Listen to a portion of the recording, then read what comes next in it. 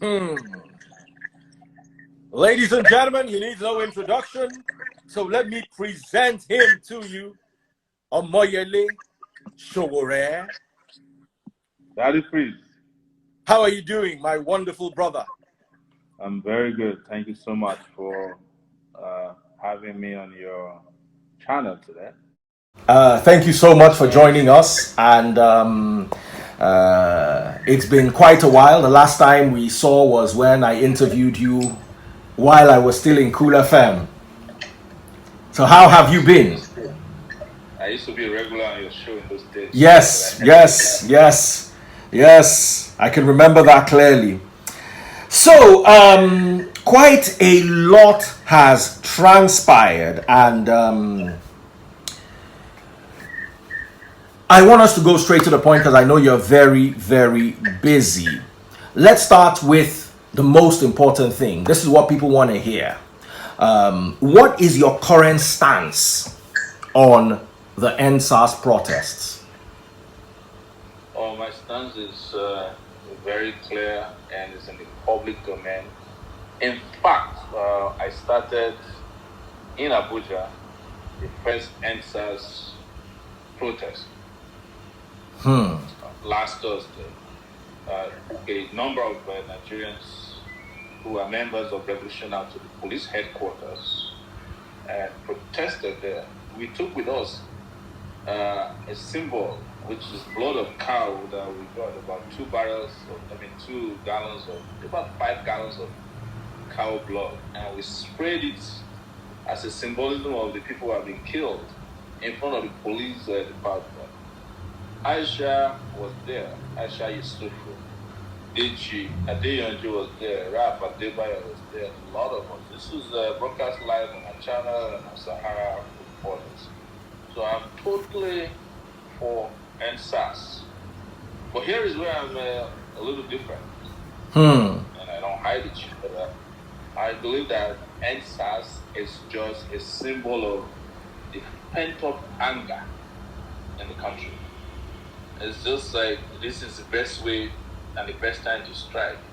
And I think people are fighting, NSAS are also fighting against insecurity, they are fighting against incompetence, they are fighting against the labor leaders who sold them out after the regime increased prices of petroleum products. So it's a holistic movement.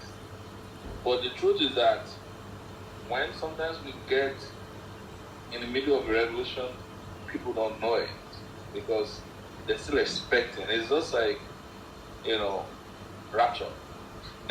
Still be asking, when is it coming? It's like, I'm going to use a lot of biblical connotations with it. It's not like the Noah's Ark, people were just doubting it, when is it going to rain? Like the cloud is, the sky is still blue.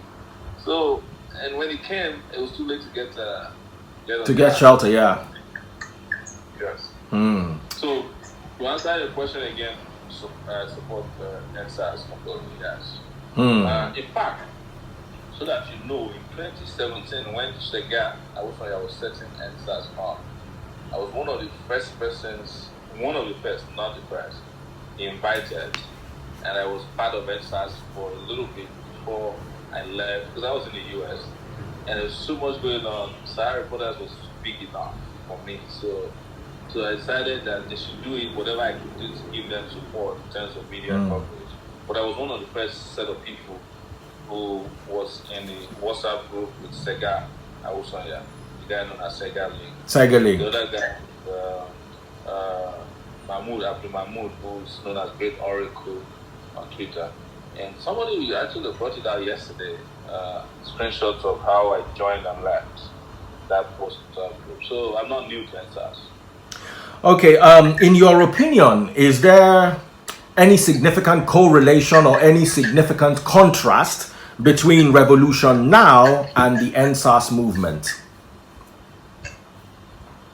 No, there's none. The only difference is that NSAS is a spontaneous movement, it's a leaderless movement. And revolution now has a group that manages revolution now. It's called CORE. CORE is the Coalition for Revolution. So we are organized in that regard. But the interesting thing is that SARS is part of our own demands, the revolutionary demands. It's the end to brutality, against citizens, the police brutality, and all forms of brutality. Because, look, at the end of the day, you're talking about SARS, but there's the anti-kidnapping unit, there's the anti-cultism unit, you have the Nigerian Army, the Nigerian Navy, civil defense. Man, anybody will beat you up in this country, they'll strip you naked, I mean, it's a crime in this country to wear military camouflage. Yes. 2020. Yes. Somebody, if you are wearing a military camouflage in Nigeria, some soldier will come and strip you naked. So while you're shouting about SARS, you've got all kinds of impunity in the land. But most importantly, is to look at it holistically. If you end SARS, does it end hunger? Does it end starvation? Does it end unemployment? Does it end a regime that is divisive and have no respect for human rights, that detains people, that introduces operations to kill peaceful protesters in the southeast? Does it end the corruption that's going on in NDDC, the central bank, and all of the impunities that I cannot count here today? But to get back to your question, there's no difference because we are all pushing towards the goal. But there are some nuances that are different. We are nuanced towards holistically addressing all the issue. Some people think because it's a spontaneous reaction, they want to get this done with and go back home to their normal lives. We don't think so in the revolution now. Okay, let's go back to your very explosive tweet that snowballed into what we have today. Can you please expatiate? Because a lot of people want to know. Can you expatiate on that tweet so that Nigerians can understand where you are coming from? And sorry, please raise your head a little because I can't see beneath your mouth. Better, yes. Which tweet exact tweet are you talking about? The tweet, almost every hour. Oh yeah. Let me get it for you. The one that said some people are becoming billionaires from the NSAS movement. And if possible, do you have any names, dates, figures, individuals, groups, anything that you can to? Yes, you know that apart from being an activist, an investigative journalist. Even though I'm not actively participating today. What I said, which may not have been properly presented in my tweet, I wish you could read the tweet, is that I'm not going to be part of any negotiation. I said some people have entered into these negotiations and come out to become billionaire on the other side because they take it as a game. I was referring to any form of negotiation wherever there is heat on the system. And I can count all of them. I can count the Niger Delta militants, the negotiation that followed. People became billionaires after they negotiated and abandoned. Some of them don't even live in the Niger Delta region anymore. Right?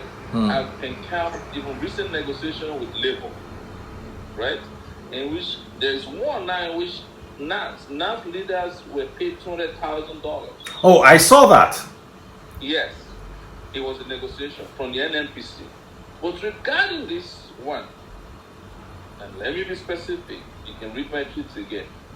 They decided that they should go and open the vaults of the NNPC and the Central Bank of Nigeria to stop these NSAS protests.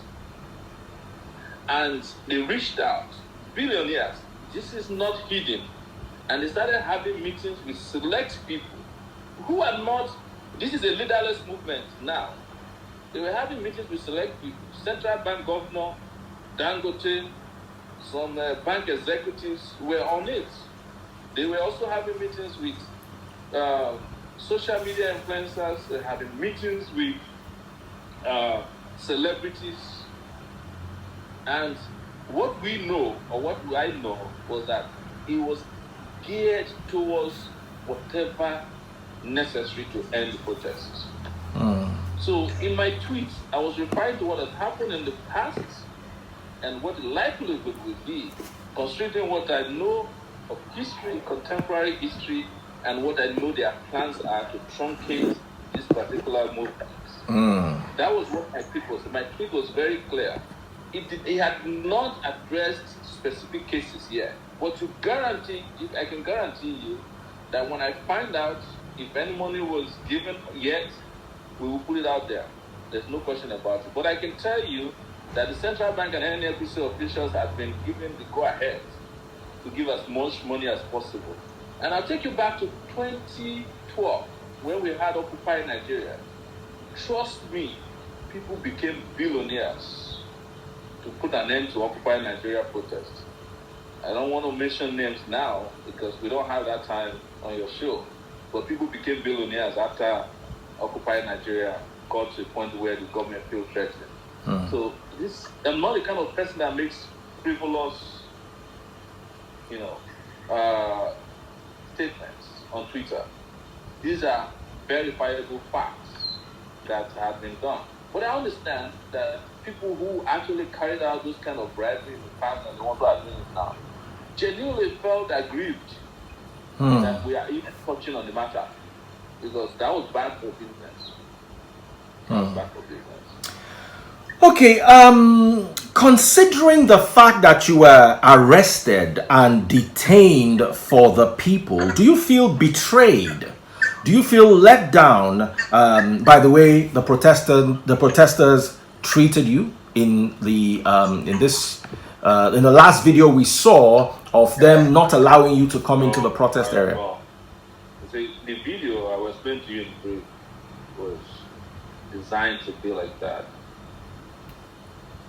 So when I arrived there to the venue, I've attended every protest apart from the one we started on Thursday. I've attended Friday, Saturday, Sunday, any protest that happened after that. The only day I didn't go was the day before yesterday. So yesterday, I went in there because I'm always in the background. I know it's a leaderless movement. I don't want to be the leader of the movement. Even though I'm convinced that the movement will need a leader at a point if it's going to succeed. Because there has to be structures, there has to be organs, and there has to be ideology for any movement to succeed. There's no movement in the world, social movement in the world that has ever achieved any purpose without some form of organization. Otherwise, like I said, it will fizzle out. So they planned this. They have put a bounty on my head since the Sahara reported that there was a negotiation between some celebrities in Lagos and the Lagos State Legislative Arm, the National Assembly, where they had an agreement to call off the protest for 72 hours, which was supposed to resume on Tuesday. They also had issues with members of Revolution now using our berets, distributing our leaflets. They had all those problems because they were wondering if that would make it feel like because we started it, we will own it. I think the calculation for these people, right? The calculation for these people is that I cannot be co-opted into negotiation. I will never go to a negotiation. And as I'm speaking with you, it's public knowledge. There have been 3 negotiations already until it became contentious. Then people withdrew from it. A bunch of Zoom meetings, you've seen them, I'm sure. The central bank governor with Dangote and several other people. But the question you ask yourself, who nominated anybody to go for negotiation with Omoyele? I'm not aware of where a meeting was held. So they know that I can be part of the negotiation. Because when we went to the police department last week, the post headquarters, right, they asked that I should allow Frank Uban to speak to our group, and I refused.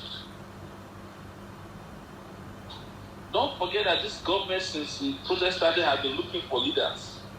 First, it was Paul Naira to do an IG live, like I'm on IG live with Frank Uban. It didn't work. Right? And then they had some underground meetings with some social media influencers. It didn't work. And then they brought in Davido to the first headquarters until Davido said that he never attended a protest, but the video knew after he came out of force headquarters that he was not representing anybody. So after that, they had a few meetings with people, different people. They wanted to break the back of the strikers. So for refusing to be part of that, they put the bounty on my head. And I'll put it to you now, right? Because some of them are your regulars. I'm an equal opportunity offender, which you know a little bit about because you offend church people. I offend church and politics combined. And they will never forgive me. There are the Jobathan people who will never forgive Sahara reporters because Jobathan was kicked out of office for all the exposes we did against him. There are also the Buhari people who will never forgive us because we took on Buhari and we were exposing him as soon as he took over power. And then the powerful group of influencers, both on social media, offline, online, who want to be the new leader of the opposition. They are all there. They have been attacking me on my Twitter line, on Instagram and Facebook before now to create the condition for a physical attack. But when I got there and they said, oh, I can't leave, I told them you can't force anybody because some of them were superfluous arguments. They said I was wearing a t-shirt that had Revolution Now.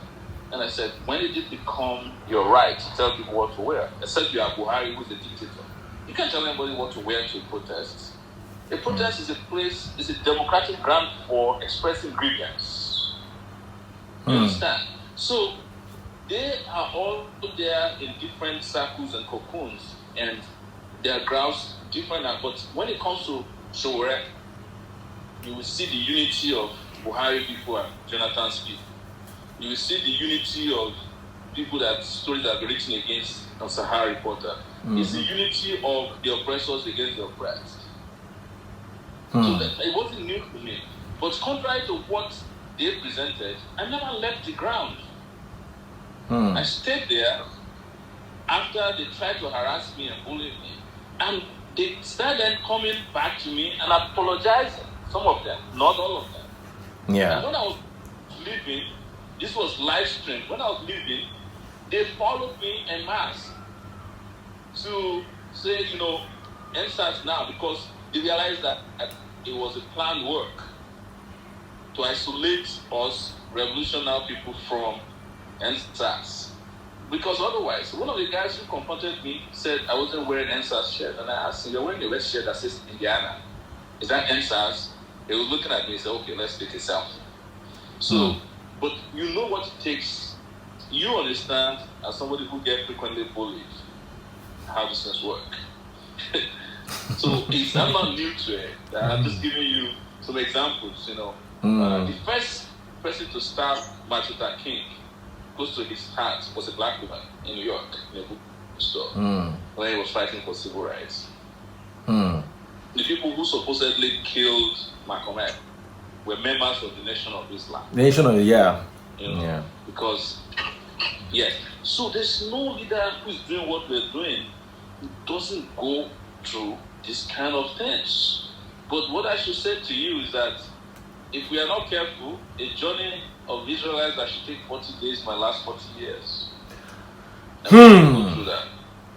Now, sorry to take you back a little. You mentioned President Jobathan. Someone sent me a video today where someone was saying you claim that President Jobathan never wanted to hold elections. Was this true? Then secondly... Yeah, of course. Okay. Let me explain something to you. Okay. When I was detained at the DSS, one day, someone asked for Dasuki. And I said, I heard this guy is detained here. Can I see him? And they said, no, we don't want you at Dasuki to meet eye to eye. And one day, because I'm allowed 1 hour every day, I was in solitary detention to come and take food downstairs. And one day they said, sit down in this office. It wasn't the regular office. And because Dasuki is a fan of one of these soccer clubs in the UK, I think it's Arsenal. It's an Arsenal. It was brought down to watch Arsenal game. And then it rushed me into this room, and who was sitting in front of me? That's me. And I said to him, he said, Mr. President, you drove us out of office. That's what he said. And I said, well, you drove yourselves out of office. He said, why do I think so? We had a conversation, and I explained to him, he had no business going to the Chatham House to give a speech that elections cannot hold instead of telling Nigerians. You remember, they had to postpone the election. And then there was an uproar that they didn't want to hold the election. And they said it openly, that they didn't feel that the security situation was due to allow free and clear elections to happen. But because there was so much backlash, they eventually allowed elections to happen. What Jobathan had said from the beginning, including with the national conference he set up, was that he was comfortable with a 6-year tenure, single tenure, than a repeat of his office. I mean, running for election. That was the recommendation. Anybody can go and research it. They never wanted election. It's true. They postponed that election. The announcement was made at the Chatham House. So I covered that. Nobody can bamboozle me with what happened under Jonathan's time. It's the reason why, no matter how much I'm heckled or harassed by its people, I tell them they are the ones who owe Nigerians apology for the kind of corruption that was perpetrated under that regime. If anybody brought Buhari to power, it would be Jobathan. It was Jonathan's performance. And I want to be on record for historical purposes. Forget about the headline. It was Jonathan's performance that allowed the Buhari to have the chance to become president in 2015. Jonathan's performance. Talking about Buhari. Performed very well. Built the second Niger bridge in the southeast. Curbed corruption, which is documented now. Nigerians would have probably been talking about a third term for Jobathan by now.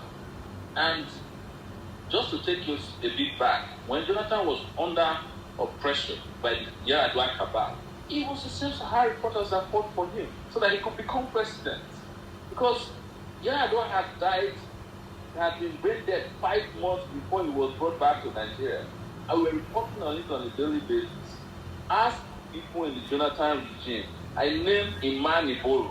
He's still alive. There's another guy who's not alive. Oruntu Douglas.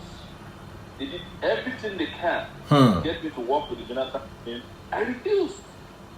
Because I'm not interested. I told them I can't survive in government for 2 days. Because I will be speaking my hands and the president will have no option than to fire me on NTA.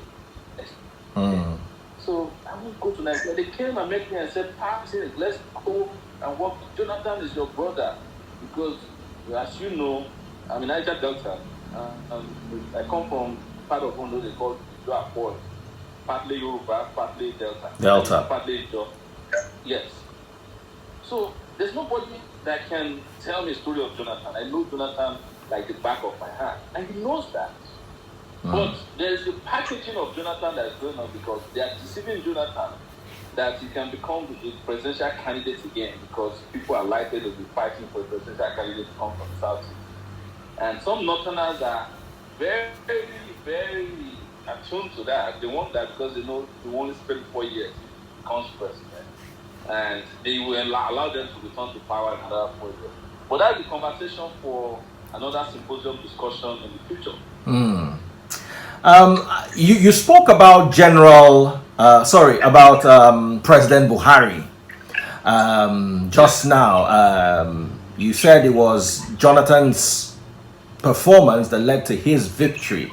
Talking about his victory, I saw a video where you were celebrating his victory in 2015. The crowd with you held brooms and were chanting APC while you were carrying Buhari's photo, if I remember clearly. What's your take on this now, in retrospect? That is peace. This is false, right? Complete falsehood. And I'll let you know today, that video I uploaded personally on Sahara Reporters. I covered the election.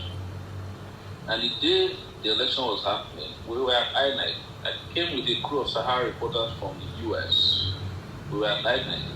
And we heard while we were at INEC, which was I think it was the International Convention Center of Radio Nigeria, that Jonathan had conceded to Buhari that INEC had not even done 70% of the announcement of the election when Jonathan called Buhari and said, look, I'm fine, I've lost the election.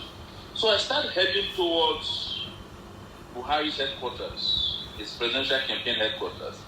But because of the jubilation on the streets by all these young people in Abuja on Okada, we couldn't make it there on time. My hotel was opposite Buhari's, that was Barcelona hotel, Buhari's place.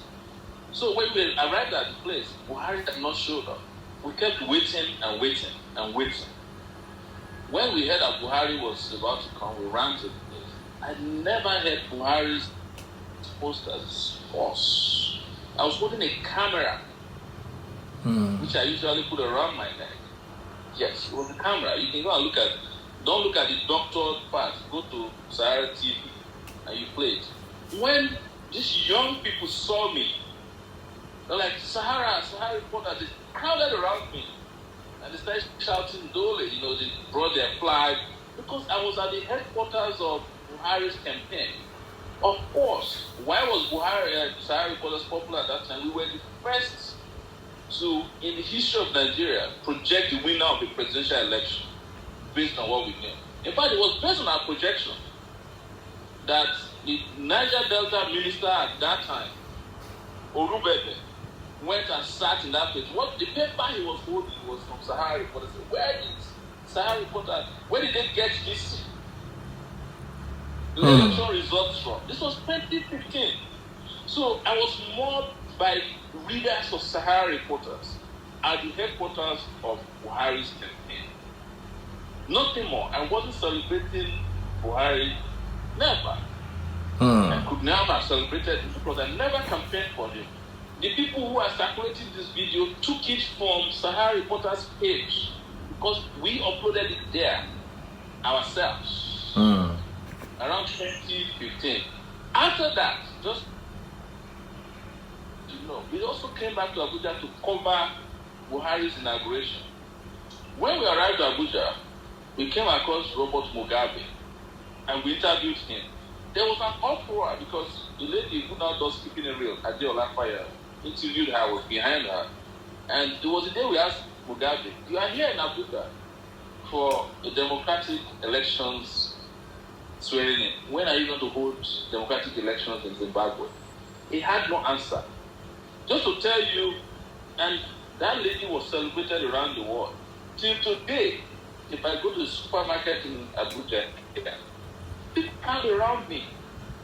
Does that mean that the people that are crowding around me, I'm supposed to check which wallets they are carrying or which party they belong to? It's all hobbies. They make up this matter because when I challenge them, the question they were asking me at the beginning was that, oh, you campaign for Buhari, and when I challenge them, which I always do, can you provide a video or a press release or a statement that ever issued in support of Buhari? Nobody could find that. Then they went and looked for a video of people crowding around me when I was doing my official duties as a journalist. And they started circulating it, which is what got to you now, and you believe it. But I didn't have to worry about debunking it because it's not true. I'm used to this type of, blackmail.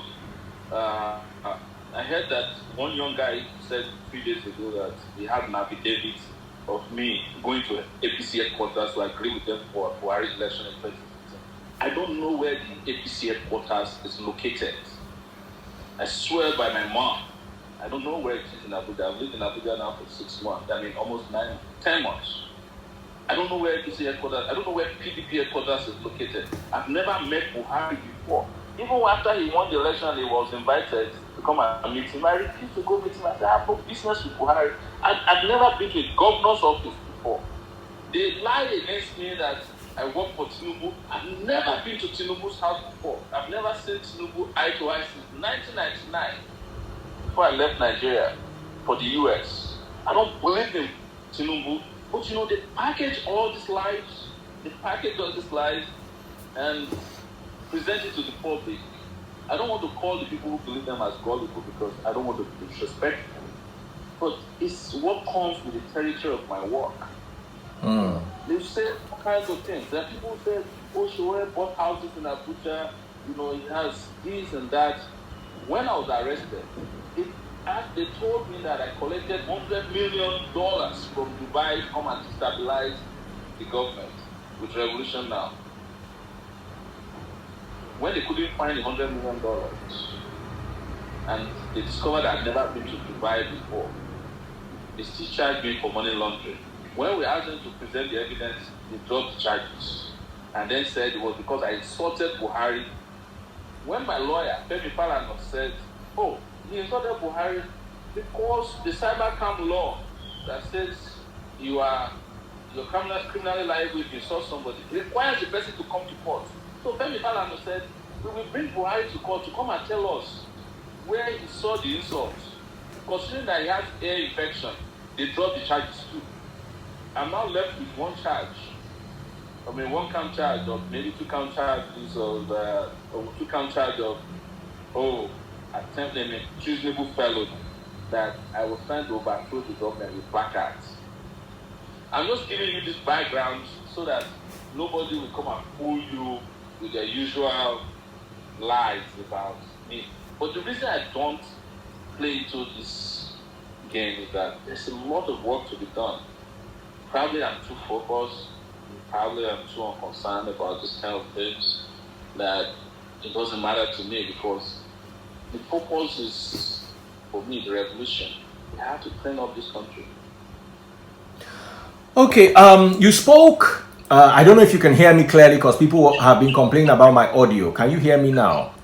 I can hear you clearly, yes. Okay, a lot of people, you spoke earlier on about religion and politics and aside from a few pastors, and I don't know any imam who has lent his voice, aside from people like T.D. Jakes, Paula De Farasing, Apostle Suleiman Johnson, and now Pastor Iye Adeboye, largely pastors have been quite silent on the SARS protest. And we didn't have this silence when the tithing issue came up. We didn't have this silence when the Karma bill came up. We also didn't have this silence when there was lockdown and people were told to stay at home. What is your take on this? Pastors and imams and priests as well. Let's not just face only one side in religion. Let's just lump religion as a whole. What's your take on the very loud silence of religious leaders on regarding the SARS protest? Pastor Samadeyemi also. I don't want to say that I share your sentiments completely about pastors. We discussed that when I was campaigning. Oh yes. Yes. Look, you handle pastors a lot because you deal on religion. I handle all of them together. As I'm speaking with you, I've been sued by several pastors, including your friend Apostle Suleiman, and also the pastor of the one of Miracle Fine. I would say because I keep challenging them. I keep challenging them on my own hand too. That one, they need to be more accountable to the people who bring money to church, and they hate that. I'll tell you something. Regardless of what everybody is saying here, pastors they are as oppressive. A lot of these pastors, not all of them, as our political leaders. They don't tolerate dissent in their church, and they don't want to be accountable. What the only place you can hold them to account is in London when they make the mistake of registering their charity there. The UK's Charity Commission is the only one that's going to hold them to account. But coming to SARS, we have to hold them to the same account as every other person who have the large following. But let me tell you something that's encouraging. What we are doing, or what SARS is doing, is forcing them to take a position. Adeboye has taken a position. You said Suleiman has taken a position. Yeah. Adeyemi. Sam Adeyemi Yes. has taken a position. But it's not enough to take position. They must put their people on the street on Sunday. Every pastor that believes in this movement should hold their service on the streets. If they are close to Lekki, go and hold it. Chebi, they don't have a problem locking down Lagos-Ibadan Expressway with Redeem. Let the Redeem have their next church service on Lagos-Ibadan Expressway. Block that road, because that is the most godly thing to do at this time. It's to fight against injustice. You must also understand that since this morning, a lot of the banks have been holding their services on the highway. I saw one in Lekki before we started talking. A lot of it in Abuja. So we must make sure that we keep holding them to that promise to fight for justice. It was Christianity that helped in South America, right? It helped African Americans to get justice, and it's still helping today. There's no reason our own Christians to be shy about fighting for justice, especially when they can afford to be very, very loud. When it comes to matters of taxes, when it comes to matters of when government is encroaching on their territory, the real territory of an average Christian is justice. The real territory of an average Muslim is justice. Because I put a hadith, because it's a hadith on Dua, one of the hadith on Dua, on my Facebook page, not my Twitter page today. And it says, it's a Muslim hadith, it says that, the supplication of the oppressed, let nobody ignore the supplication of the oppressed, because there's nothing standing between that supplication and Allah. Even if the oppressed is an unbeliever, it's the most powerful that anybody should use. And we should not shy away from calling them out on these things. I know that they have people who like to bully people. That's why I'm saying that a lot of pastors are very, very oppressive.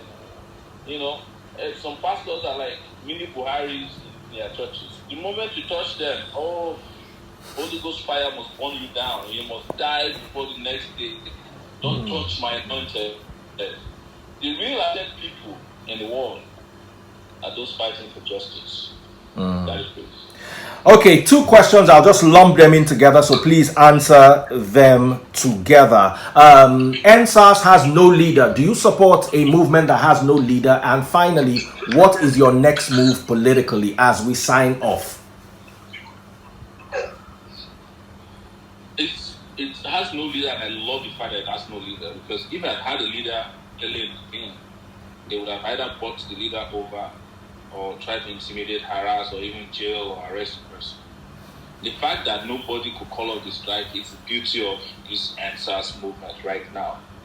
But the question we must answer is, can it be sustained as a leaderless group? I doubt it, because there's no serious social movement in the world that survives and succeeds without some form of leadership. But what our advice is for it to have a collegiate leadership, so that decision making is not concentrated in the hands of one person. And also that the leadership is not interested in negotiation, because that is what killed the NFC, NANS, and all these other social movements or faster social movements that we should have to be fighting these battles today. But we need leadership for structure. We need leadership for transparency and accountability too, so that people don't just say that it's NSAS, and before you know it, they're collecting money, they're not accounting for it. You understand? NSAS can be a very amorphous way of saying, you can do and divorce your wife and say it's because she doesn't believe in NSAS, whereas it's because you are giving her soup money. I don't want us to get to ridiculous levels of this is a joke, but it could get ridiculous if you just keep going with that. Like I said, I've had experiences with social movements, social uprisings. In the last 30 years I've done it. And one of it that comes to mind is Occupy Wall Street. Because it was somewhat leaderless. After a while, yes, it was contentious. it fizzled out. Black Lives Matter learned a lesson from that. They have leadership, but the leadership is not the kind of leadership that's in your face. It's kind of they have. In fact, the co-president, the co-leader of Black Lives Matter, is Nigerian. It's a Nigerian. Well, Nigerian parenthood, Opac medicine. So we can learn from all those people, but we shouldn't take it that because it's leaderless, it will succeed. But it could as well be that, this might just be some sort of experience for history to record that here comes the first leaderless social movement that did wonders. Who knows? We must all stand by and keep watching and keep contributing our quota. Okay, and your next move politically, as we officially sign off? Yeah.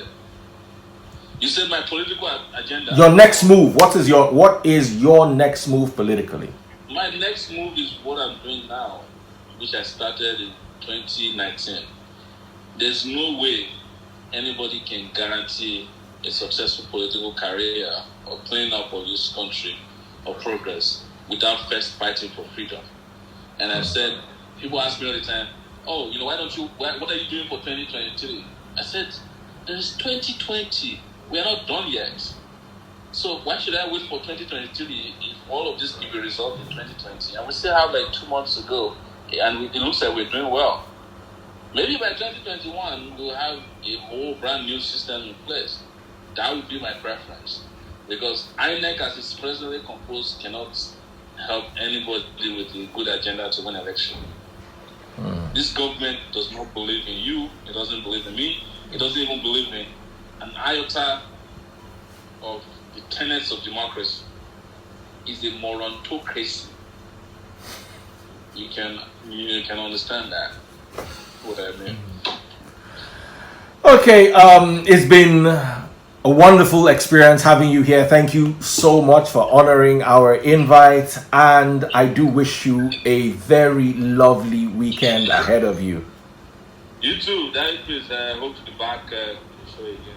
Very, very soon. Fantastic weekend. All right, take care. Ladies and gentlemen, Omoyele Sowore. A round of applause.